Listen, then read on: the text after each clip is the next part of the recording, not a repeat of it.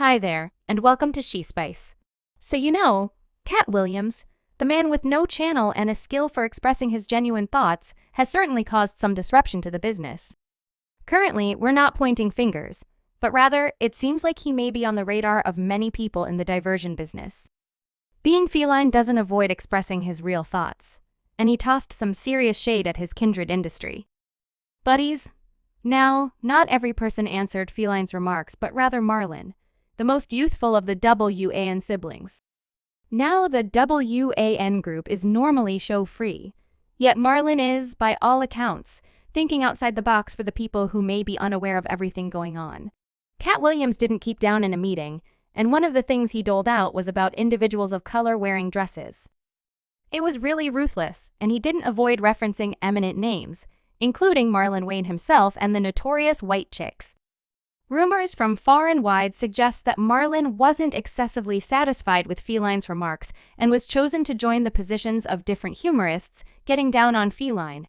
Yet here's the thing on the road, Marlon's endeavor to bring down Feline probably won't have gone precisely as arranged.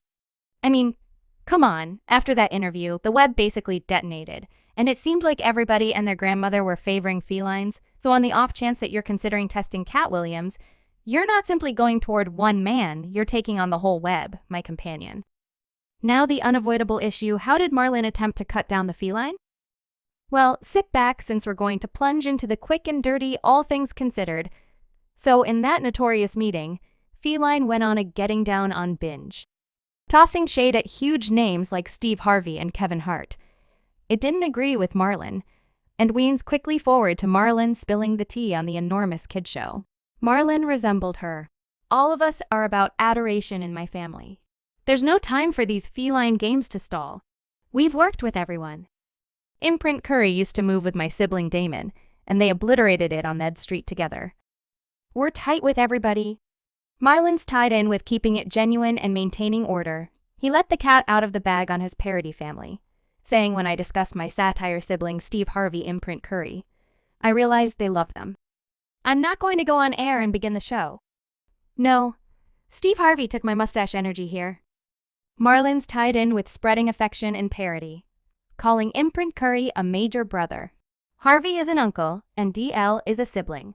Even Kevin Hart is only a companion in his eyes. I simply need to be loved. Blemish vehicles resemble an older sibling to me. I love that Harv resembles an uncle and DL resembles a Marlon. I ain't down for that circulating grimy clothing energy. He said I wasn't giving them a show.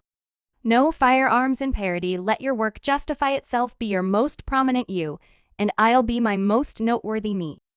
All of us are in this satire game together. He resembles I ain't destroying no one down to construct someone, and he dropped a reality bomb saying you won't see some other race tearing each other down like dark people do. We're the cause of all our own problems, and we got to stop that. I'm tied in with supporting, praising, and allowing the crowd to conclude who's the most entertaining. He should discuss the entire dress-wearing show in the business.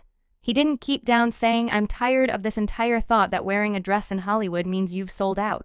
Come on, presently, take a gander at white chicks. That is a work of art, and we killed it. Marlon's point is the reason really dark people get bent out of shape when one of their own tosses on a dress. However, when white entertainers like Robin Williams, Tom Hanks, or Dustin Hoffman do it, they're hailed as splendid. He straight up got down on the twofold principles and said individuals of color need to quit tearing each other down over this dress thing. It's parody. It's craft. When Dustin Hoffman wins an Oscar for shaking a dress, it's virtuoso. Yet some way or another, when it's a sibling, we begin loathing.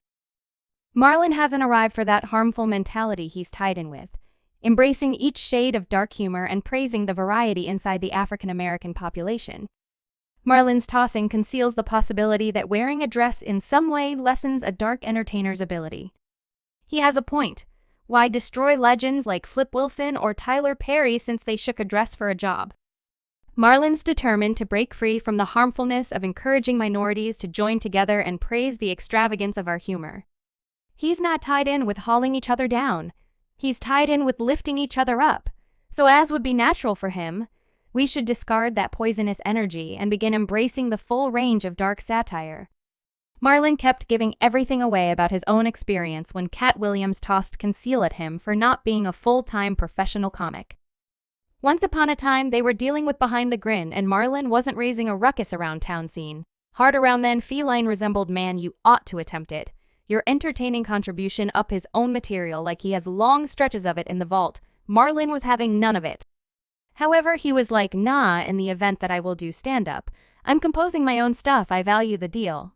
Yet I got this feline was attempting to drive him into the parody world. However, Marlon stayed consistent as an entertainer, and that is where things got a digit hot in light of the fact that feline happened about Marlon not doing stand-up, considering him a comedic entertainer, not a jokester. He says insane stuff regarding me, however, I don't take it negative. One time he said, Mailway ain't a genuine comic. I said okay in this regarding quite a while back. Presently, here's the kicker. Marlon accepted that as a test. Not a circle. He embraced it as a chance to move forward with his satire game. As opposed to getting all guarded, he resembled, okay, you're correct. I got work to do, quick forward. And Marlon's been hustling, doing specials, stirring things up around town fundamentally on the drudgery to turn into a genuine jokester. He conceded that his direction is preferable now over when feline dropped that remark, but he didn't allow it to get him down. He flipped it into something positive, using it as fuel to turn into his most prominent self in the satire game. Marlon underlined that his family is tied to spreading love in the business, and they wish everybody only great energies now. Marlon isn't the only one sharing complaints. Dave Chappelle likewise shares a similar feeling. Dave Chappelle didn't keep down when it came to answering Katt Williams' viral meeting on Club Shay. Dave hit up Mangeray at the Hollywood Comedy on a Friday night and spilled some serious tea about Feline's meeting prank. So Dave's not somewhat annoyed, he's tremendously irritated, and you can experience the intensity in his stand-up set. His primary feline proceeded to discharge shots at individual dark joke artists. Dave was like he ethered, and he expressed nothing about any of these white young men. None of these white young men had capabilities like that interpretation. Dave's bringing up the fact that, in the realm of parody, he's not seeing white humorists tear each other apart like feline did with his own local area. Part of the game is this. He just eats. He expresses nothing about any of these white young men, and none of these white young men have capability like that, and they might at any point never hurt individuals, and he does it all the time. This one and that one and this one, anything that you did. Dave got straight to the point, proposing that hurting individuals hurt individuals, yet he additionally took ownership of being a digit harmed himself, the genuine kicker. Dave's not around here, tossing shade at his kindred comics regardless of his own battles. And you understand what he has to say. Why pursue the dark entertainers when there's an entire framework having an effect on everything it resembles? Dave is saying that in the event that you will call out Hollywood's power structure, don't simply focus on the mannequins. Pursue the ones calling the shots. Discuss the grower, not the plant. Dave's dropping truth bombs accentuate that any genuine discussion about power in media outlets requires incorporating the impact of white people, assuming you don't generally joke around about stirring up the room and tending to industry issues.